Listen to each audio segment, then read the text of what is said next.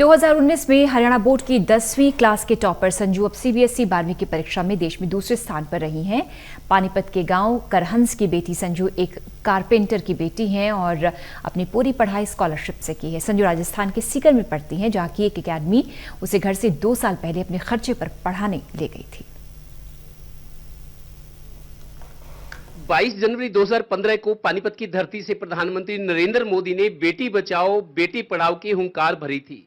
उसी पानीपत जिले के गांव करहंस की एक बेटी ऐसा पढ़ी है कि आज पूरे देश में इसका नाम है। दरअसल सीबीएसई +2 की जो परीक्षा परिणाम आया है उसमें पूरे देश में सेकंड आई है। पानीपत जिले के गांव करहंस की संजू, आपको संजू से मिलवाते हैं।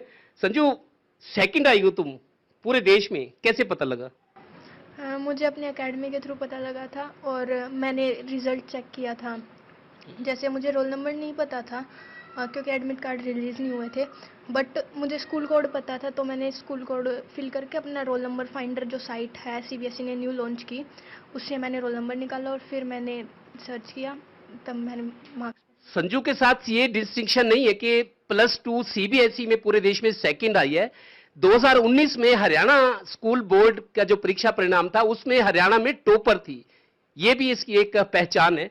10वीं में भी तुम 2019 में टॉपर आई थी हरियाणा में, तब कैसे आई थी, कितने नंबर थे बताओ?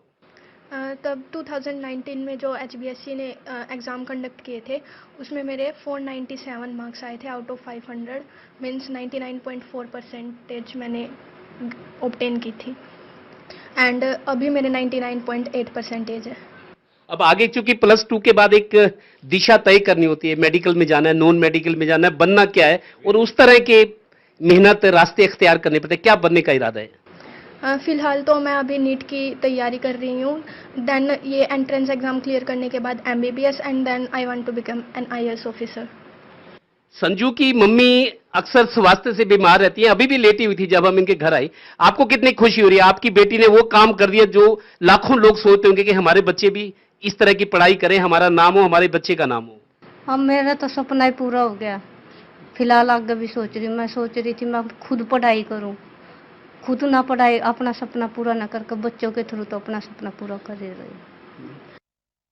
आपको ये भी बता दें कि संजू जो जिसने ये डिस्टिंक्शन हासिल किया हरियाणा में 10वीं में टॉपर और सीबीएसई 12वीं में सेकंड टॉपर रही है, सेकंड नंबर पे रही है पूरे देश में। इसके पिताजी हैं, बहुत गरीब आदमी है, बिल्कुल साधारण सा परिवार है और ये कारपेंटर का काम करते हैं। आपका नाम क्या है, कितने साल से ये काम कर रहे हो? मेरा नाम रामपाल है जी। मैं कम से कम 35 साल से अपना ये कारपेंटर का काम कर रहा हूँ सर जी।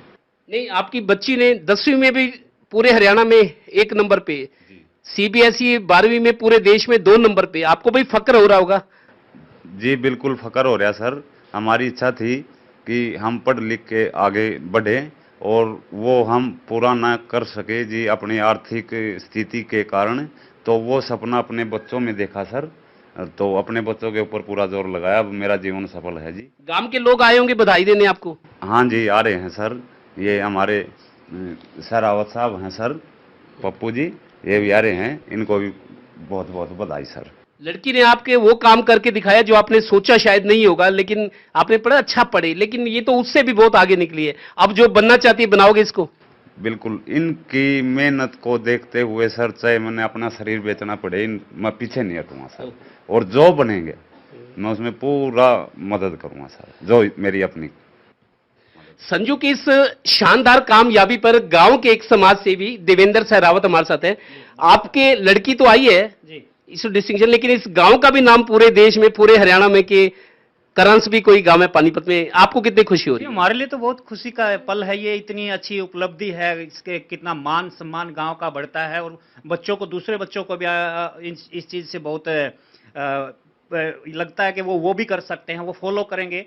तो अभी इन गुड़िया ने जब 10th में भी टॉप किया था तो उस वक्त भी मैंने इनको बड़ा मोटिवेट किया था। कई लड़कियां थी मेरे गांव की, कम से कम 5 लड़कियां उस लिस्ट में थी, तो मैंने उनको ये भी कहा था, भाई कभी भी तुम्हें किसी पढ़ाई के कारण अगर तुम्हें मेरे से किसी फाइनेंशियल एड की जरूरत हो या किसी भी तरह की मदद चाहिए तो मेरे से कभी भी मांग सकते हैं, और गरीब बच्चों के लिए सदा मेरे दरवाजा खुला। क्योंकि मेरी बेटी भी अभी 3रा साल है, एमबीबीएस में एडमिशन हुआ था, उनका भी सीबीएसई में 96.7% मार्क्स थे डीपीएस से, तो मुझे तो ऐसे बच्चे होते हैं मुझे बहुत अच्छा लगता है और मैं चाहता हूँ मेरे गांव में हर घर में से बच्चा इसी तरह से बहुत अच्छी पढ़ाई करे और गांव का नाम रोशन करे।